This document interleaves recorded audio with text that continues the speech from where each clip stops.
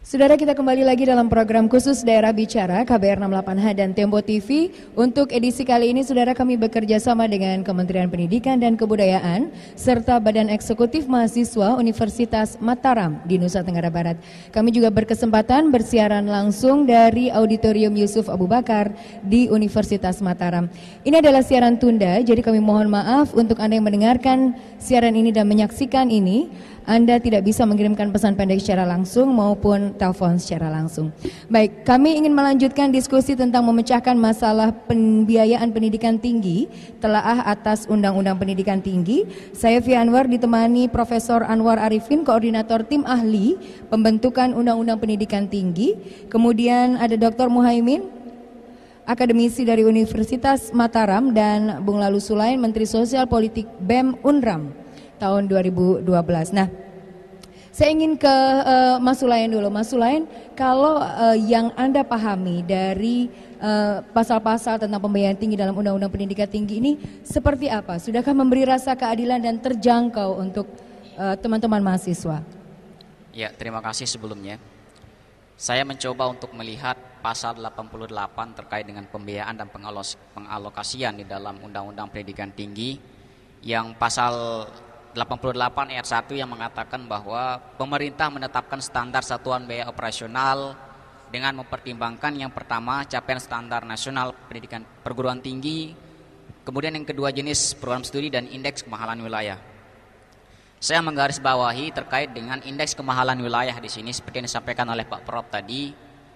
Namun saya mengkhawatirkan ketika di dalam undang-undang ini berbicara terkait dengan indeks kemahalan wilayah, apakah mungkin nantinya dalam tataran implementasi para penyelenggara pendidikan bisa melihat secara detail kondisi masyarakat misalnya di Nusa Tenggara Barat terkait dengan kondisi ekonomi misalnya masyarakat yang rata-rata adalah petani di Nusa Tenggara Barat, apakah bisa melihat secara detail begitu?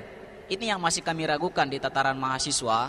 Mungkin nanti dilihat hanya secara umum terkait dengan indeks kemahalan wilayah ini, sehingga itu juga bisa menyebabkan mahalnya biaya kuliah nantinya. Kemudian selanjutnya terkait dengan pembiayaan dalam pasal 86, di mana pemerintah memfasilitasi pihak swasta, perusahaan dan pihak industri untuk memberikan bantuan untuk ikut serta dalam pembiayaan pendidikan. Kemudian pasal selanjutnya dikatakan bahwa pemerintah memberikan insentif kepada pihak industri atau pengusaha untuk yang menyelenggarakan pendidikan tinggi maksudnya. Nah, tentu kalau kita dalam pasal 88 misalnya, 88 misalnya, yang menjadi pertimbangan adalah tentu nanti ada peraturan menteri untuk menetapkan biaya pendidikan secara umum peraturannya. Kemudian nanti akan berlanjut ke pihak perguruan tinggi sendiri, dalam ini rektor yang akan berperaturan secara teknis untuk menentukan besaran biaya untuk pendidikan tinggi tersebut. Namun yang persoalannya adalah tentu ketika misalnya rektor yang dalam hal ini untuk menentukan secara teknis besar biaya pendidikan tinggi, tentu ini akan bisa melambungkan biaya pendidikan tinggi tersebut, misalnya melalui uang kuliah tunggal. Rata-rata saya mendengar dari perguruan tinggi di Jawa misalnya, dengan uang kuliah tunggal ini sebagai alasan untuk melambungkan biaya kuliah sebenarnya. Itu yang terjadi, keluhan-keluhan yang saya dengar misalnya di Universitas Jenderal Sudirman, kemudian Universitas di Udayana Bali misalnya. Jadi itu yang Anda khawatirkan nanti? Ya, itu yang kita khawatirkan, sehingga biaya ini akan semakin melambung begitu ketika misalnya rektor dalam hal ini diberikan kewenangan untuk menentukan uang kuliah tunggal itu sendiri. Nah, di dalam pasal 86 ayat 2 terkait dengan peran swasta dalam hal ini. Jadi Anda sudah merasakan ada kekhawatiran semacam itu. Nah, apakah kekhawatiran Mas Sulain juga sama dirasakan oleh teman-teman yang ada di sini? Khawatir ini kayaknya mulai ada komersialisasi di kampus. Apakah itu juga yang teman-teman rasakan? Ada yang ingin bertanya? Saya ingin mengundang teman-teman 3 dulu. Oke, banyak. 1, 2, 3, 4. Oke, sabar dulu. Saya memberikan kesempatan 3 dulu. Nanti termin berikutnya saya akan undang. Silakan mic-nya digunakan. Mengenai undang-undang perguruan tinggi ini, saya memang belum terlalu banyak dan terlalu jauh menelaah. Tetapi saya ingin sedikit lebih tahu. Memang pada diskusi ini memang fokus pada memecahkan masalah pembiayaan. Namun saya juga ingin sedikit lebih tahu, mungkin Bapak Profesor bisa sedikit menjelaskan pertama terkait dengan gebrakan-gebrakan yang mungkin akan dilaksanakan dari diterapkannya Undang-Undang Perguruan Tinggi ini dari sistem pelayanan bukan hanya pembiayaan, tetapi mengatasi krisis motivasi belajar tentunya gitu. Mungkin akan kemudian yang tadi mengenai pembiayaan, memang kalau menurut saya pribadi mungkin pada awal-awalnya akan terjadi suatu peningkatan biaya kuliah yang begitu melonjak gitu. Akan tetapi yang menjadi persoalan adalah apakah kemudian nanti kalau memang swasta juga berperan di sana, kalaupun misalnya suatu perguruan tinggi karena dengan adanya komersialisasi perguruan tinggi itu sendiri, kemudian suatu perguruan tinggi akan memiliki hak otonom dalam hal ini, kemudian dia akan menjadi lebih kaya, kemudian pada suatu saat nanti biaya itu akan mungkin dapat ditekan atau seperti apa? Gitu. Terima kasih. Oke, kami terima pesan Anda. Terima kasih. Yang kedua, ya, saya ingin berkomentar sedikit mengenai pernyataan dari Bapak Profesor tadi bahwa kita menyetujui di sini bahwa tujuan dari undang-undang ini adalah secara politik kepada mahasiswa gitu. Tapi saya memang tidak mengerti politik itu seperti apa. Tapi kalau emang semuanya harus dibicarakan secara politik, saya rasa semuanya, ya kalau menurut saya pribadi itu menjadi sebuah usaha yang tidak jelas gitu. Karena kita tahu perpolitikan di Indonesia ini, menurut analisa saya pribadi sangat amburadul, tidak jelas dan sangat tidak memihak kepada rakyat. Dan saya sangat tidak setuju sekali jika mengatakan bahwa kepentingan secara politik ini adalah kepentingan untuk mahasiswa, dan saya secara pribadi menolak pernyataan itu. Terima kasih. Ya, selanjutnya berbicara tentang undang-undang perguruan tinggi, khususnya tentang pembiayaan ini sendiri, bahwa jika ada turunan-turunan daripada undang-undang ini sendiri, nanti ketika saya spesifikasi langsung ke pihak rektor misalnya, jika diberikan kewenangan untuk menerbitkan suatu peraturan, nanti takutnya undang-undang itu hanya sebatas sebuah tulisan saja. Jika memang rektor diberikan wewenang dan dia hanya sekedar tidak melihat undang-undang itu sendiri, karena saya memiliki wewenang, saya seenaknya saja. Nah, selanjutnya ya ini mengenai keterlibatan pihak swasta. Ya, dipersingkat sedikit. Oke, keterlibatan pihak swasta dan ditambah tingginya biaya pendidikan dengan sistem pembiayaan tunggal dan segalanya.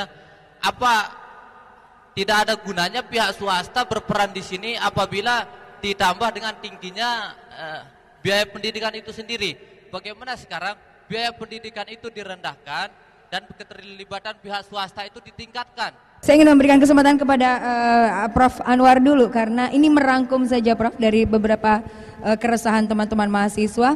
Intinya seputar biaya komersialisasi dan seterusnya, kekhawatiran soal itu. Silakan. Ya, ini kan kekhawatiran ya. Sedangkan kalau kita membaca sebuah undang-undang, tentu kita melihat apa yang ada tertulis di dalam. Yang pertama ialah ini ada gambar bahwa anggaran pendidikan tinggi itu hanya 28 triliun ya dari seluruh perguruan tinggi negeri. Dan negara itu dengan 28 triliun itu sudah menanggung untuk negeri ya, dosen. Itu berapa gaji dosen itu? Tunjangan profesor itu 300% ya. Jadi naik gaji profesor itu 300%. Artinya dengan demikian maka beban untuk membayar insentif dosen itu sudah ditanggung oleh negara. Ini perjuangan yang sangat penting untuk kita pahami bersama. Oleh karena itu kalau dikalkulasi biaya yang ditanggung oleh mahasiswa itu persentasenya sudah sangat rendah. Belum lagi misalnya yang ditanggung oleh negara ini bangunan fisik ini pasti tidak bersumber dari mahasiswa. Kalau ada kata investasi di dalam undang-undang itu bukan investasi dalam pengertian di perusahaan. Investasi itu artinya ini untuk gedung-gedung ya yang dipakai untuk sarana dan prasarana pendidikan. Laboratorium itu semua ditanggung oleh negara. mengenai soal standar, standar itu kan sekarang ini data ini dengan mudah diperoleh melalui internet. Berapa income per kapita penduduk NTB dengan mudah bisa didapat. Bisa didapat. Ya, kalau kita mau jujur bahwa beberapa kota, beberapa provinsi di Indonesia bagian timur ini itu belum bisa sebenarnya berotonom. Itu bantuan dari pusat itu masih banyak. Oleh karena itu, standar ini ditentukan berdasarkan kemahalan, tingkat kemahalan. Itu dengan mudah didapat di internet, itu dengan mudah bisa kita lihat. Nah, tetapi yang paling penting ialah bahwa mahasiswa itu membayar sesuai kemampuannya. Itu 3 ayat itu, ini mohon dikawal ini. Jadi antara mahasiswa yang satu dengan mahasiswa yang lain itu bayarnya tidak sama. Tidak sama. Ada bayar yang tinggi, ada bayar yang tidak bayar. Ya mungkin hanya 100.000 satu semester. Ya tapi mungkin ada yang bayar 2 juta satu semester. Nah, kekhawatiran soal adanya komersialisasi tadi Prof dalam undang-undang ini. Ya sebenarnya tidak ada kekhawatiran untuk komersialisasi karena semua kita sudah pagari, dalam undang-undang sudah dipagari. Pelibatan swasta begini, kalau alumni UMRAM ini ada menjadi seorang pengusaha yang hebat, kalau dia mau menyumbang di sini mengapa tidak kan? Menyumbang gedung misalnya, ya saya mau menyumbang laboratorium, saya mau menyumbang kursi. Ya di tempat saya mengajar di Hasanuddin itu, oh ini sumbangan dari siapa? Alumni kita yang lalu. Nah itu pelibatan seperti itu.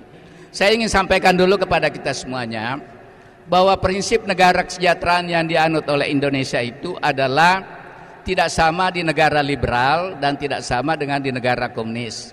Kalau di negara liberal itu adalah serba masyarakat, semua oleh masyarakat. Sedangkan di negara komunis semua serba negara.